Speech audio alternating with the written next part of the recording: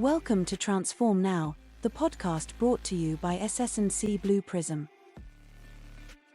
Enterprise AI isn't just a tool, it's the heartbeat of smart organizations like yours, helping to reinvent work to deliver higher growth, more customers, and better experiences. Join us as we discover how AI-powered work orchestration and automation is making things better for everyone: customers, employees, shareholders, and most importantly, you. Let's get into the show. Hello, everyone. Welcome to Transform Now podcast. I'm Michael Marchuk. And I'm Brad Hairston. And this is our weekly pulse check on automation and AI news. Of course, as you all know, we have all the links for the articles that we'll be covering today in the show notes. So, Brad, I got 4 for you today. Well, 3 plus a bonus. All right, you ready? Good. Let's go. All right. First one comes from a LinkedIn article. It is news because of all the stuff that was provided by other interviews online. Sam Altman, who, as you may know, is the CEO of OpenAI, is predicting that the AGI, artificial general intelligence, will be achieved by 2025. And the last I checked, we are in November of 2024. So this means it's right around the corner, and then Skynet takes over, I think.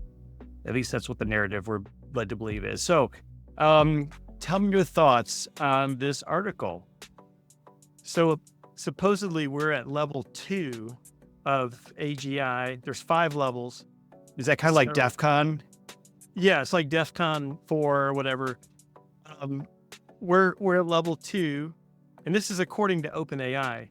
So Sam Altman, I don't know, he woke up and felt aggressive, I guess, one day before he did this interview. But to say that we're going to increase 3 levels by next year, that's pretty ambitious.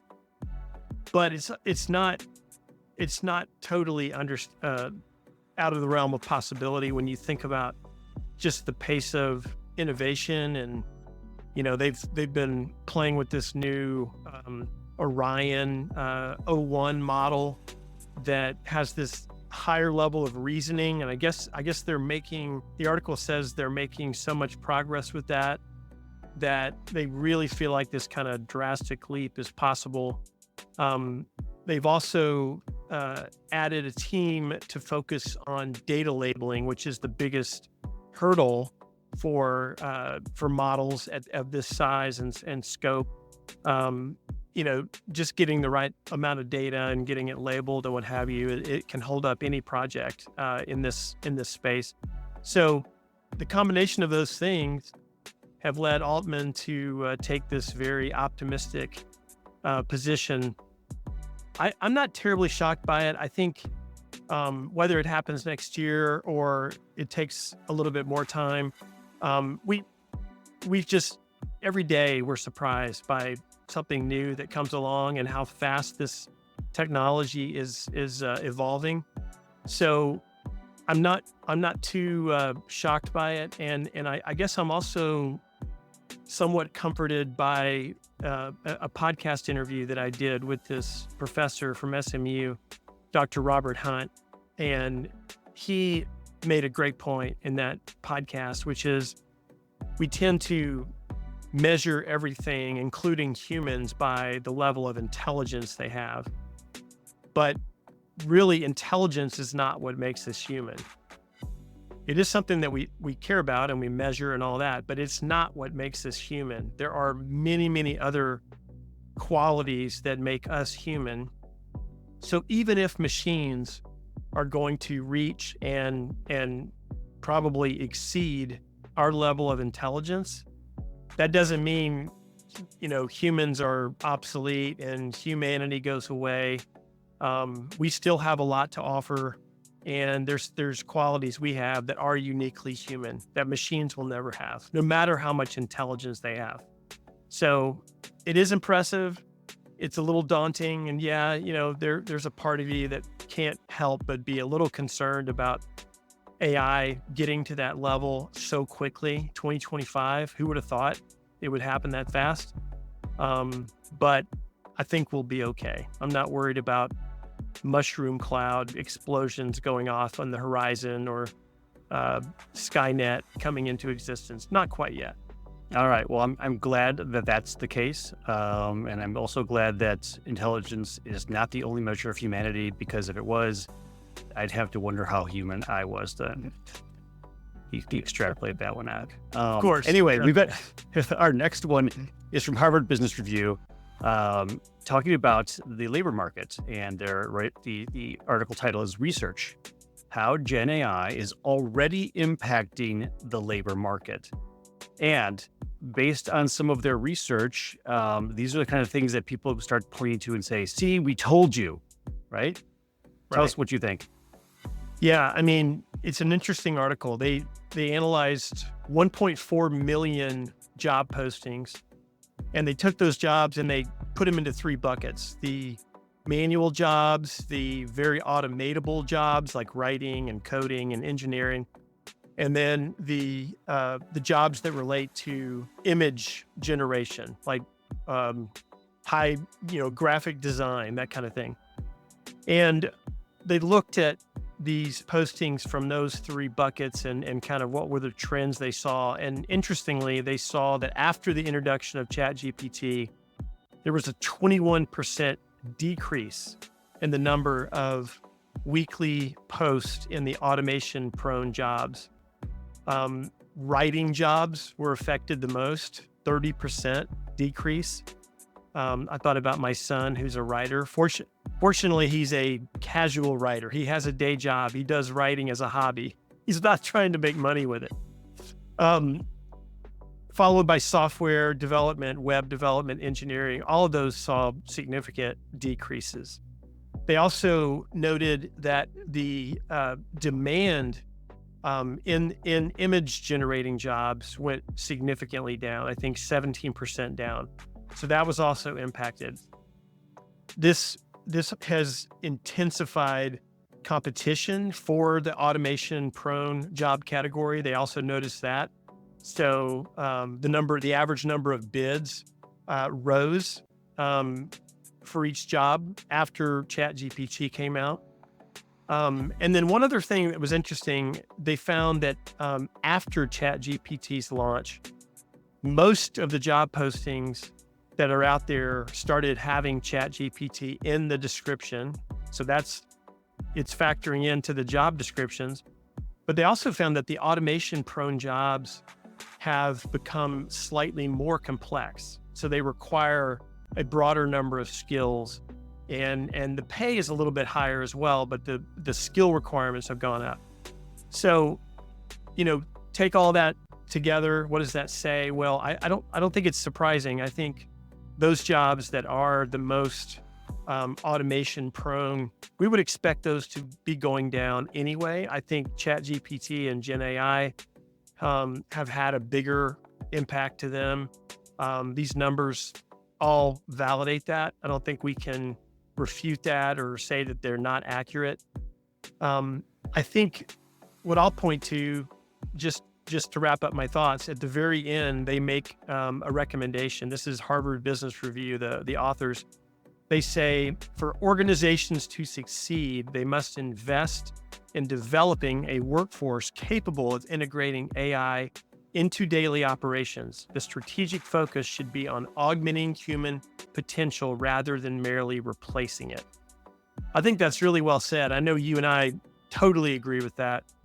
And I was really glad to see that at the end. It wasn't 100% gloom and doom. I think they were just saying, look, this is a lot of research that says the labor market is being impacted. There are certain job categories that are being more significantly impacted, but we can survive it. We can course correct, and organizations can play a role in addressing it by reskilling, upskilling their workforce, and preparing for this. This is not something that we should be caught by surprise with. I mean, it's really been happening for some time. It's just been accelerated with Gen AI on the scene. Yes, I agree. And before we get off of this article, I would recommend that anyone who has interest to go take a look at this, because I've also noticed, based on their points of reference that they put in terms of when image generation tools were released or when ChatGPT was released, they kept on pointing out on, well, after that happened, there was this much of a drop. But if you look at the charts, before that, there were a whole bunch of ups and downs that could be measured nearly the same velocity. So again, take it all with a grain of salt, but take a look at what these graphs show, and you'll probably see something that I saw too, which maybe it's not as gloomy as perhaps they meant it out to be, but the tools are changing, and they do change the way people work for sure. Yeah. Talking about change the way people work and change the way industries operate, we'll go to our next one. Our next one, this is from Payments, which is a very difficult, PYMNTS.com, payments website. And this article is entitled, Why Banks Might Want to Have a Blockchain Strategy. I know you and I have talked about this, and we've had other guests on our show to talk about this as well, in terms of the difficulties that that cryptocurrencies and blockchain has been having, primarily because the institutions that currently leverage something other than blockchain were kind of slow to adopt, banking being one of them. Yep. But the tide may be turning. Tell us what you think. Yeah, I mean, this one ties directly to the recent U.S. election. 50 of the 58 crypto-backed general election candidates, including president, won the election last week. And there's still some seats that are, I guess, being counted. Shocking that they still don't know, but there's still some seats that are not yet decided. But overwhelmingly, the crypto sector has taken what came out of the elections as a tailwind, pushing them in the direction of positivity around all things crypto, all things blockchain. Bitcoin, just to take one example, and you and I have been talking about this, Bitcoin, the price has gone up 23.5% in the last 5 days, 40% over the last month.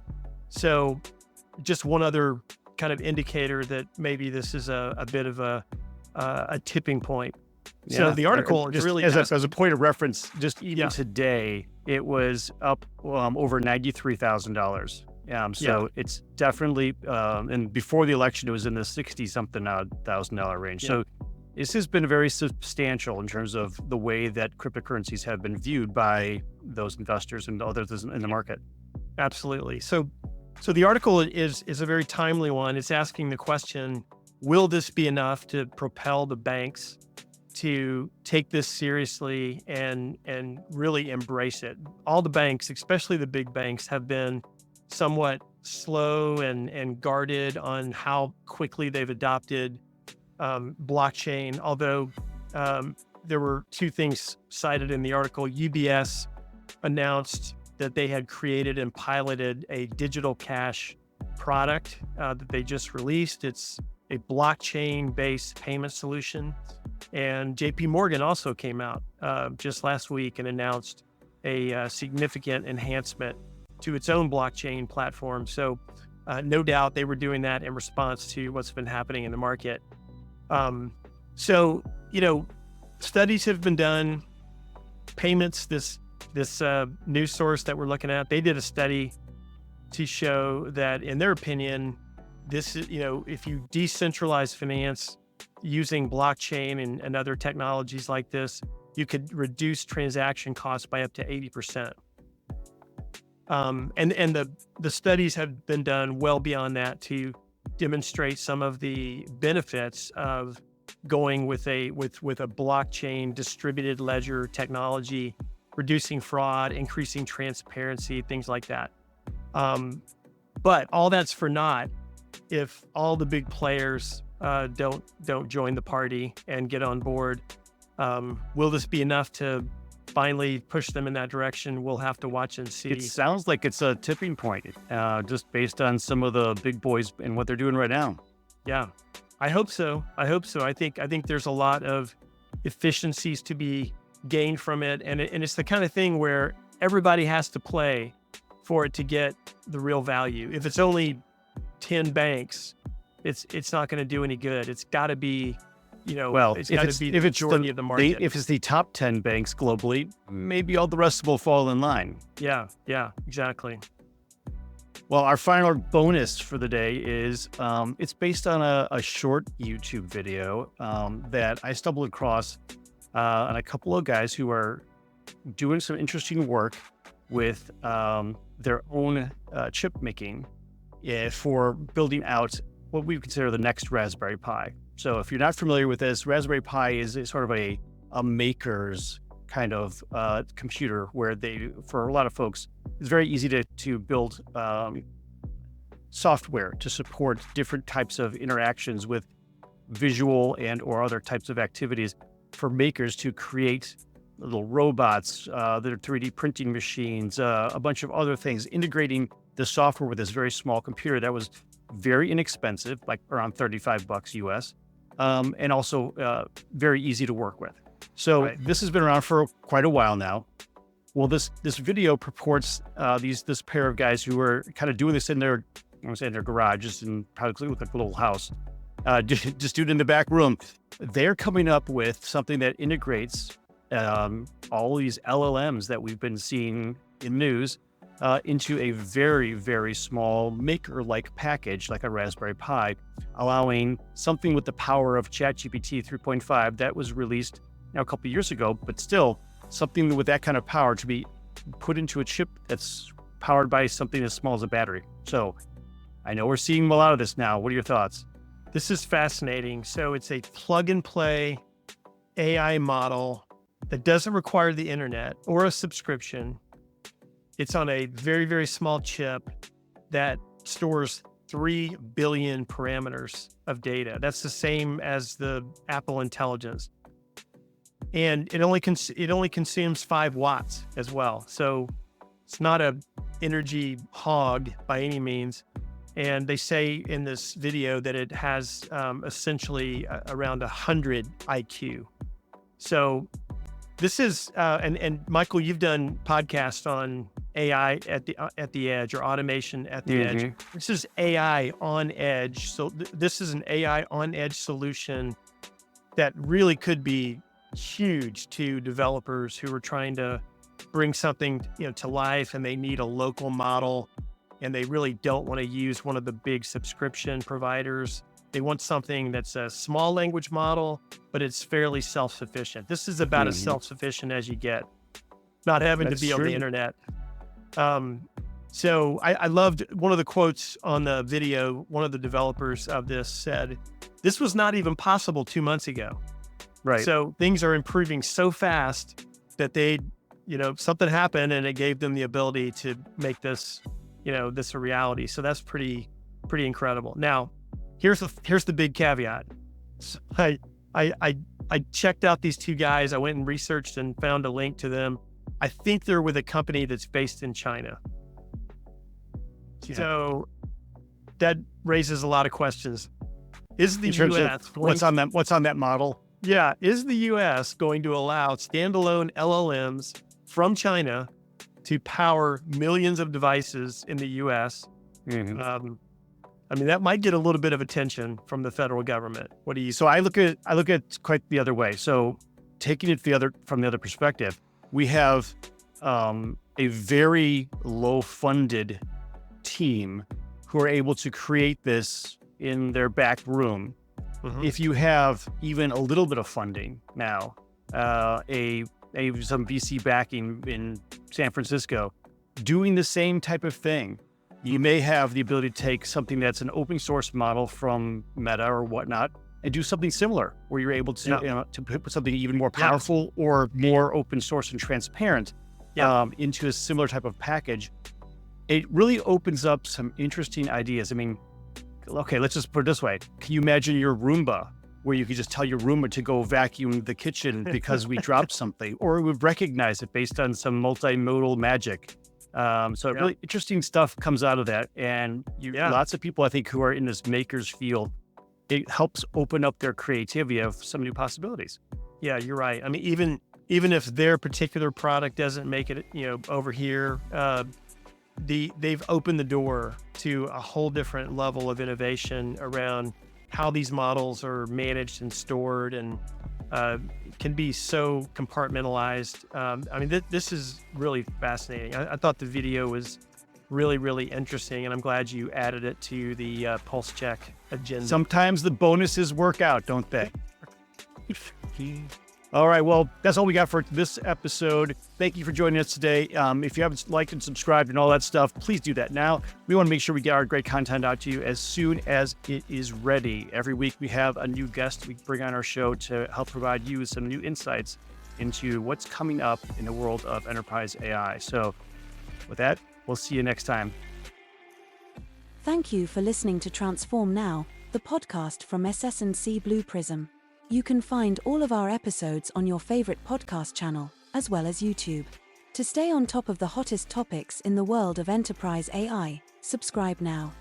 The future of work is here.